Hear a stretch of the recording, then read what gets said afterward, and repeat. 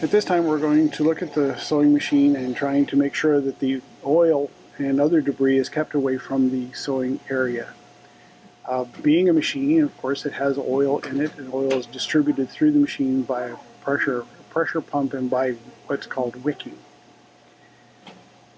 Parts that are moving are parts like the needle bar, presser bar, and there's a bushing in under here, there's a bushing right there that are lubricated. If the machine is left for a period of time, overnight, over a weekend, over a holiday, oil settles in the back part of the machine and will seep down through these parts. We want to ensure that before we start to sew that is cleaned away before we start. To clean it away, there are available in various areas of the plant a wiper such as this, like a coarse paper towel. And we simply have to wipe around these areas. And it will be all, the oil, if it seeps down, will be all around this part of the machine. Through here we want to make sure it's clean. You see there's a little bit there.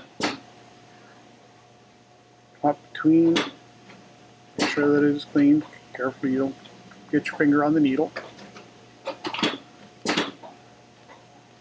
Make sure all this is clean.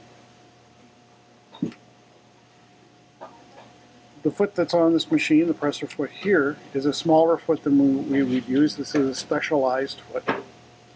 And oil can actually get into the hinge. The hinge is right here. If we lift up the hinge, we can see that the hinge will move, and we want to make sure that there's no oil in here. If there's any oil in this, you may need assistance to get it clean. The difficulty with oil being present, there's two things. One, we want to keep it away from the customers, from the fabrics, or the sewing area where fabric. If there's any excess oil, oil will drip down, sometimes down the needle, through the foot, and into the bobbin underneath. So to prevent that from happening for overnight or during long periods of non-use, what we can do is take this wiper,